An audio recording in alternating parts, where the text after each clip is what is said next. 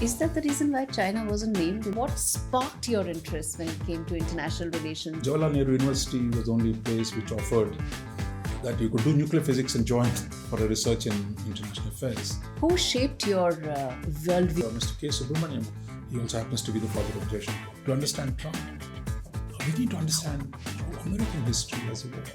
So Trump is very, when we mention India to him, trade always comes to his mind. He calls us tariff king. Yeah, so India is a tariff king. Everywhere India is seen with great suspicion because we don't know when to stop bargaining and when to close a deal. Dr. Mohan, thanks so much for speaking to me on SpotOn. My first question to you is that we are talking at a time when Trump 2.0 has come and it has been one hell of a entry, so to say, or re-entry for Donald Trump. How do you see India waging what could be uncertain times ahead for the world as well as for India? Look, I think India is better placed than most countries because unlike many other allies, friends and adversaries of Trump in the first term, India's Prime Minister, Mr. Narendra Modi, has had a good relationship with Trump. Mr. Trump and Modi had common rallies in the US and in Ahmedabad. And the period of 4 years of Trump's first presidency, from 2017 to 21, saw significant progress in India's bilateral relationship, especially on political and security issues. But we did have a problem on trade. Yes. So Trump is very, when we mention India to him, trade always comes to his mind. He calls us tariff king. Yeah, so India is a tariff king. He's so embedded in his mind about India. I think this time that is going to be even a bigger issue. That Trump, and unlike the last time, when his team and his administration tempered his focus on restoring trade balance or reversing economic globalization, this time I think there will be much more pressure on him. He's freer. Yes. So I think he's going to raise this issue, not just with India. He's talking about raising it with the EU. He already did it with Mexico and with Canada. Mexico, with Canada, with China, of course. China is even a bigger category. Yes. So I think this is something the Indian commerce establishment, Indian negotiating team will have to be prepared to deal with the new approach to trade and the notion that by simply citing WTO rules or saying we are a developing country, none of this is going to work. Okay. And the fact is, India today's biggest trade partner is the United States. US, yes. So if you include goods and services, it's almost $200 billion of trade. Yes. And we have a surplus, Yes. which is kind of draws attention to you. We are not in the top 5, but in the top 10 in terms of the surplus that India has.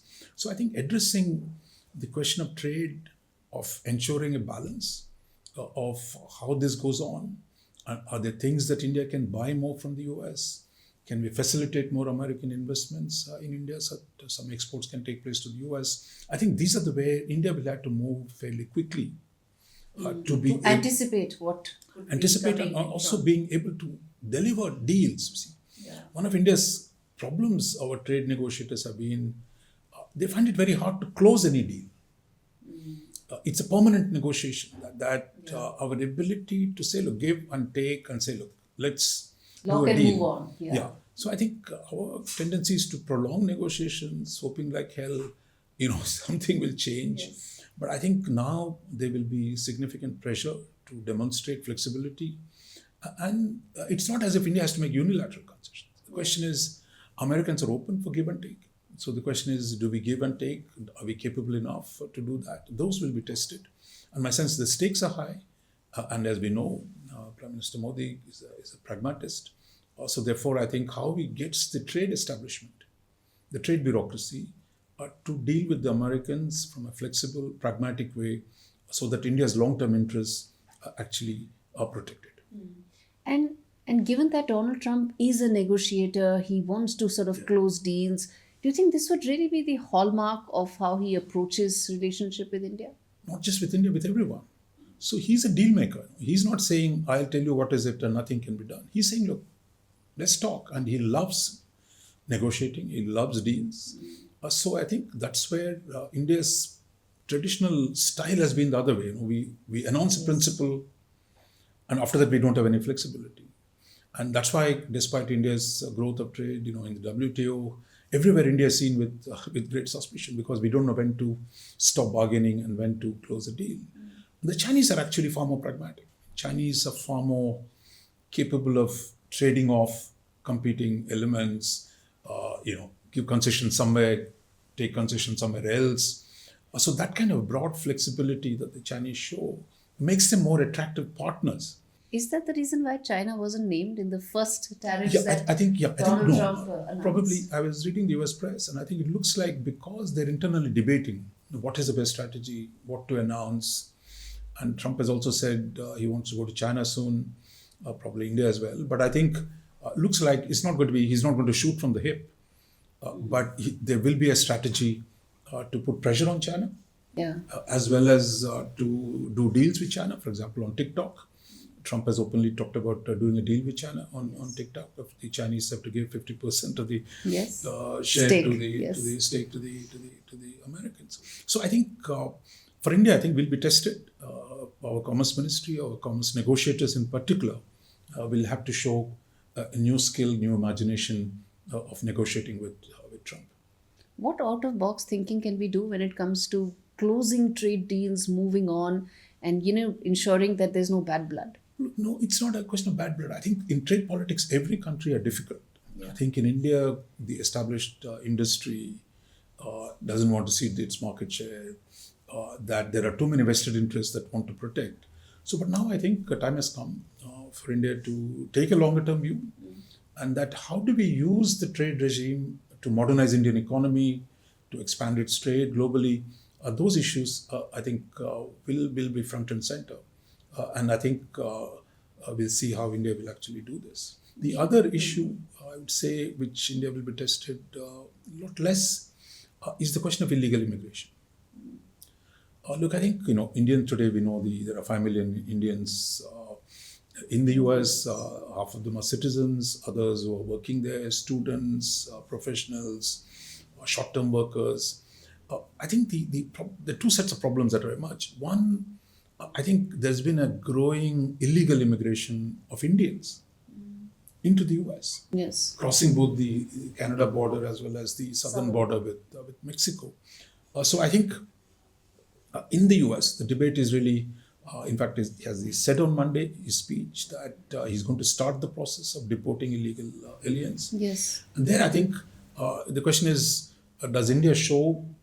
India has always said in the last couple of years that, look, we are for legal migration. Yes. We don't support illegal migration. But the question now comes, is India willing to take the deportees back? There have been some deportee flights have come to India. India has quietly accepted some of them. But now Trump might want to see a bigger scale of Indian acceptance. So how we work this out, this arrangement, of how do we take back illegal aliens? How do we work out a process? So there, I think, if we can negotiate a quick protocols on how to work this out, how to get back the illegal immigrants, I think it's in India's own interest, quite clearly, that we want Indian passport to be respected. That those who go professionals, Indian computer engineers, Indian scientists, Indian doctors who work in the US, so we want more of them to go. And the illegal immigration actually spoils the chances of that. Therefore, I think it's in India's interest to make sure that our legal migration grows, while the illegal immigration, we work with the American authorities to sort the problem of illegal immigrants. But there's a second issue on legal migration as well. But there's not much we can do about this, because there is this fight between Musk and other technology companies which want Indian technology talent to come. The H-1B visa, for example, is dominated by Indian engineers going there to work. Now, some in the MAGA movement, that is Make America Great Again movement, people like Steve Bannon and others, they say, look, this idea that H-1B visas are being given only to talented Indian engineers, they say it's not true. They say actually this is used to bring down the wages. There are actually skilled Americans, but you're getting Indians because Indian labor is cheap. We're talking about Indian engineering labor is cheap. So, but this is not an argument India can settle. That's an internal argument between the American companies. It's just responding to demand and supply, right? To some extent, India So it's their internal fight. Yes. So the MAGA people are saying, look, you don't bring these people. There are enough talent at home. Promote the domestic talent. While business guys say, look, no, it's cheaper to get the Indians quickly and do the work. So it is their internal argument. I don't think we can influence that argument, but I think we should watch that argument. And eventually, I would say we must also move beyond H1B framework. That we can't really, it's not in our interest to have this permanent body shopping, that it's a wage arbitrage. And I think what we need is to invest in Indian technology talent, to do more work in India, more scientific and technological work in India, make it easier for the American companies to work in India with Indian technological talent, and to put our tech talent to good use. You made some very important points, sir. Let me ask you about the illegal immigration. The other side to the illegal immigration, it's a very big issue. I mean, Indians are in significant number, and at some point of time, the Trump 2.0 regime will, of course, ask. But the flip side to it is that people who do cross illegally the borders, the first thing they do is they tear their passports.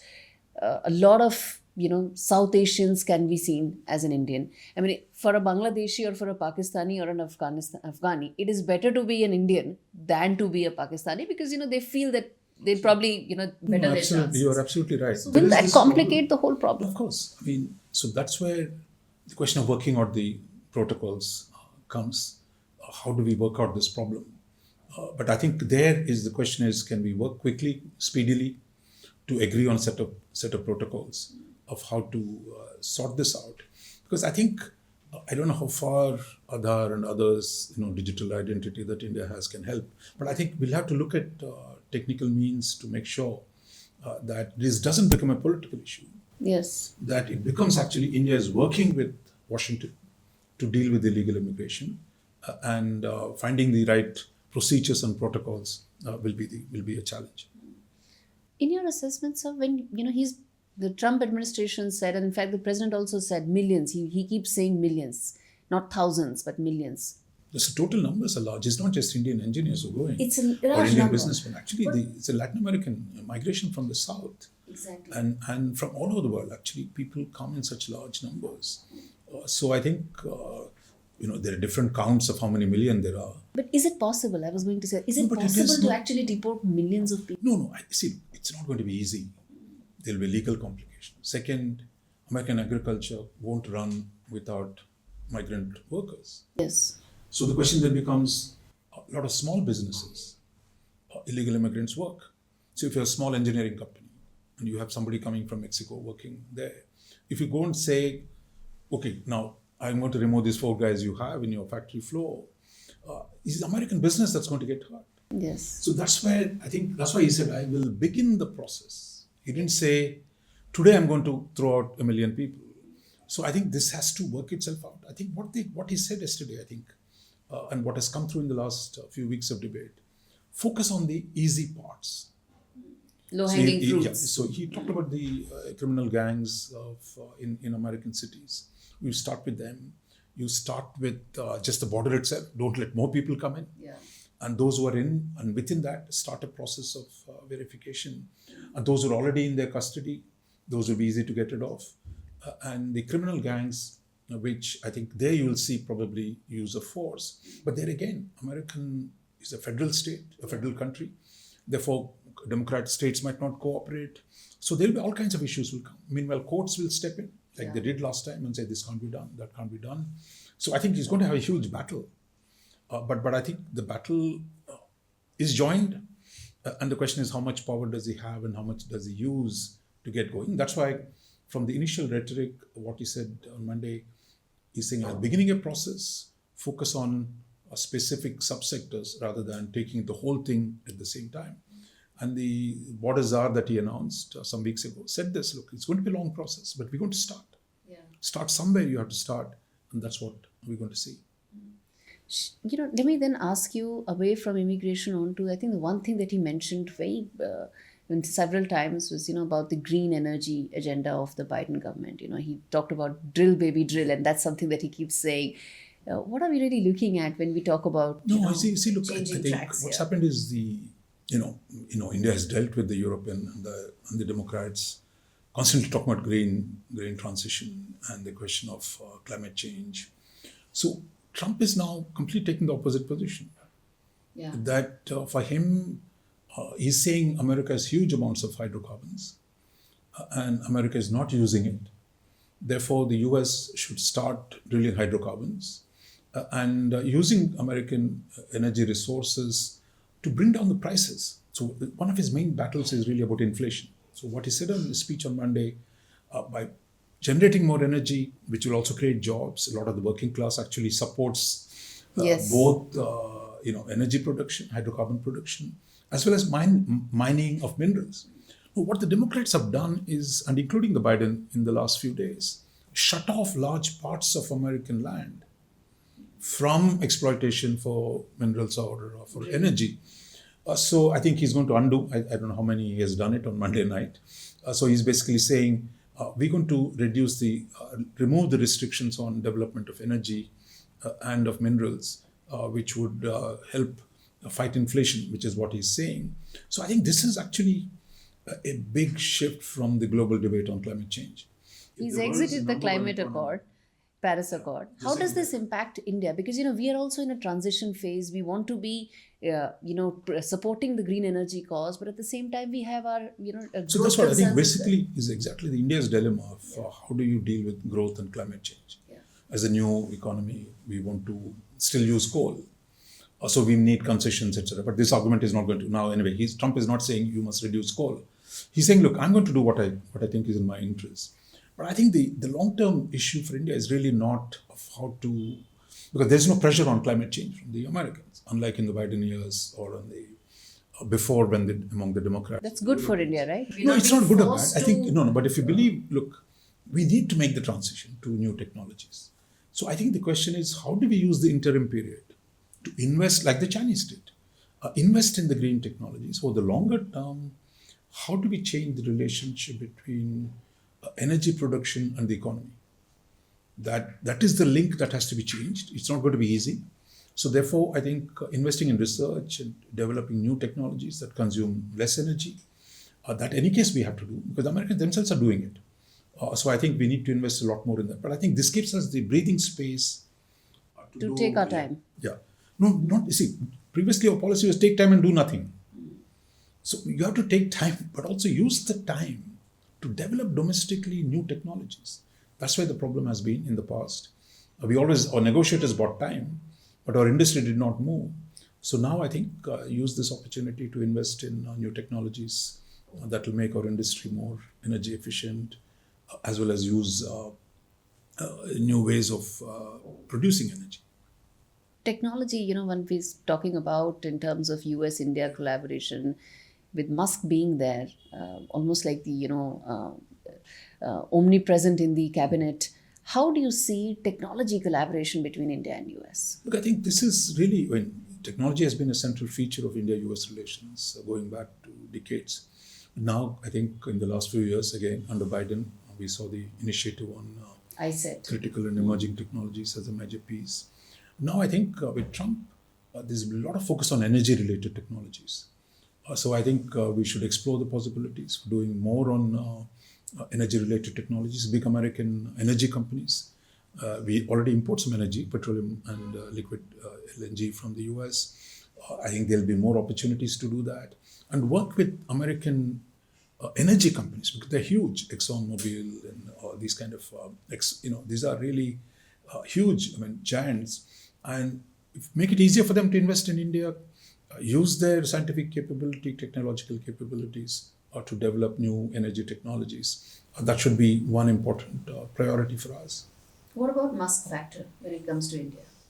Look, I think we've negotiated with him on the EV business. Yeah. I think Government of India has announced some rules, but I think it has not really gotten the new producers. Whether it is Starlink, whether it is Tesla, there's been a lot of negotiation. But do you think now with him, being no, you cabinet, can't do it to please one investor. So it has to be a general policy of promoting or creating conditions under which, whether it's space technology, whether it is EV technologies, how do you develop a broader range of policies? It can't be just say, look, somehow we'll get Musk, because that is not the way to go about it. But the more important thing I would say is really that, India needs big reforms internally. For example, if we want to go on space, we need to change the Space Act. If you look, Americans today, Trump is talking about nuclear energy, small and medium reactors. So there, I think we need to reform the Atomic Energy Act. We need to change the Liability Act. We need to facilitate the entry of Indian private sector into these industries. Those reforms have long been pending, and we've not done them. While just the same old laws for the last 70 years are still running. So therefore, I think the pressure to reform some of the scientific sectors, how they're organized, how do we, in the defense side as well, how do we bring in the private sector to participate? What the Modi government has done is to bring in startups in a big way. But I think we need to look beyond that into actually how do Indian companies, the big companies, not startups, to actually participate and build the space economy, nuclear economy, digital economy. I think that's where the opportunities are. So that in turn calls for serious internal reform. You know nuclear science very well, sir. In your assessment, what could be that one or two big reforms that India No, can as I said, look, you have to change the Atomic Energy Act. You have to change the liability bill that was passed, unfortunately, in 2010, that has prevented investments into India's nuclear sector. So I think that there have been talk about this in the last budget, 2024 budget. Finance Minister Nirmala Sitharaman talked about getting Indian private sector to produce small reactors. Nothing has happened so far. So I think this is where we need to move much faster in the technology sectors, because I think what Trump is doing, unleashing the full power of the American technological sector. So we're going to see rapid advances in the US, in the space arena, in the nuclear arena, in the artificial intelligence. So therefore, we need reforms as well, that we can't cope with the rest of the world with the same laws and the same rules that we've had for the last 60, 70 years. Yes. Just final one or two questions I'll take. I know it's a busy day. I wanted to ask about the wars factor. Progress has been made when it comes to the Gaza war. Hostages have been released. How do you see Trump negotiating further in the Middle East? Because there's also the Iran negotiation that is there. That is really the big thing going forward, isn't it? Look, I think in the Middle East is not easy. I mean, I think ceasefire, let's see how long will it hold. So one first step. But I think Trump's real interest has been to focus on Saudi-Israeli normalization. And I think he tried it last time, the Abraham Accords, that some of the smaller Gulf countries had normalized ties with Israel. He would like to see Saudis and the Israelis establish normal relations. That's also, I think, India will strongly support that. But for the Saudis, want some, improvement in the condition of the Palestinians. And I think that's where Trump has an opportunity. How does he, because unlike Biden, who could not persuade Netanyahu, I think Trump is going to come much more strongly on both sides to put pressure. So therefore, the question is, how does Trump produce a new accommodation between Saudi Arabia and Israel? That will create a whole new conditions for transformation of the Middle East. And that in turn depends on what do you do with the Palestinian question. So that I think you'll see some moment, hopefully. You recall Trump's first visit abroad in his first term was to Saudi Arabia. So I think the Saudis, the Egyptians, the Emiratis, all of them will be looking to see how Trump can take the process forward. There are also business interests here, right? Huge amount of business interests. What about the Russia-Ukraine factor?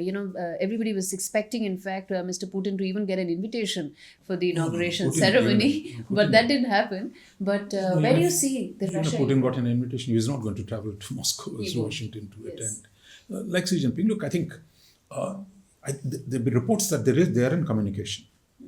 If not direct phone call, President Trump called Xi Jinping on a phone call. I don't think there's no reports of a direct contact with Putin, but I think there are communication between them. And I'm sure we're going to see things move. But I think, as Trump said yesterday, I'm a peacemaker. He just used one word. So he's basically saying, I'm not interested in fighting wars everywhere.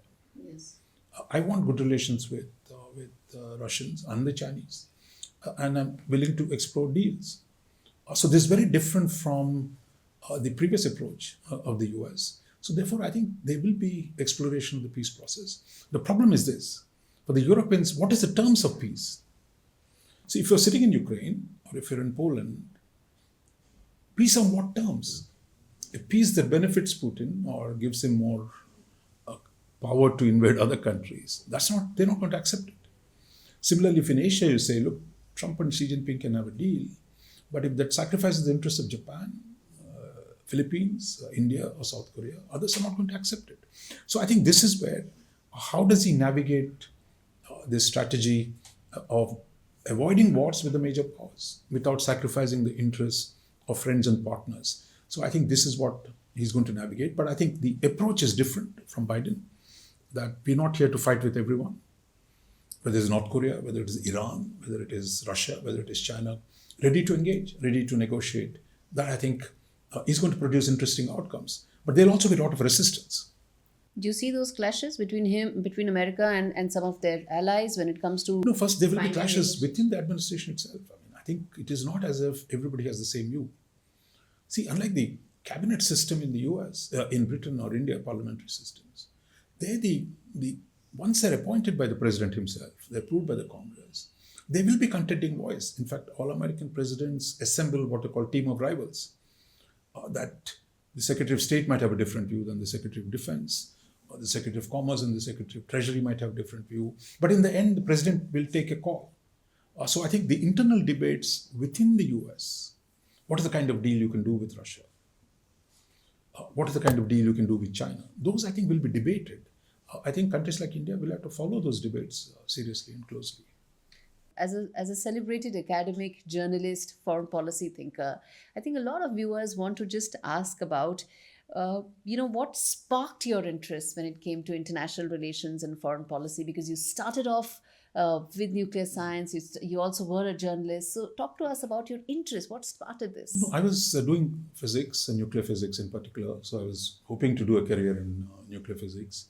But in 1974, you remember India tested a nuclear device. That's the year I finished my nuclear physics degree. And then I was always interested in policy-related issues. So Delhi, Jawaharlal Nehru University was the only place which offered that you could do nuclear physics and join for a research in international affairs. So that opening, I think, helped me a lot to be able to use my knowledge of the physics to study international politics, especially when India was becoming a nuclear power from 1974 onwards. So that gave me both the technical background as well as the policy context to devote attention to international affairs and the politics of nuclear energy as opposed to physics of nuclear energy. So that's really, I've been lucky and that's worked for me quite well. I've focused on the relationship between technology, politics and global governance. So I didn't start out as a journalist. I finished my PhD, then I was working in a think tank. Yes. And then started writing columns. Then I became a full-time journalist with the Hindu and later with the Express. So now I kind of can switch from one mode to another mode. I do research, I write. Who shaped your worldview to a large extent, especially in your early years?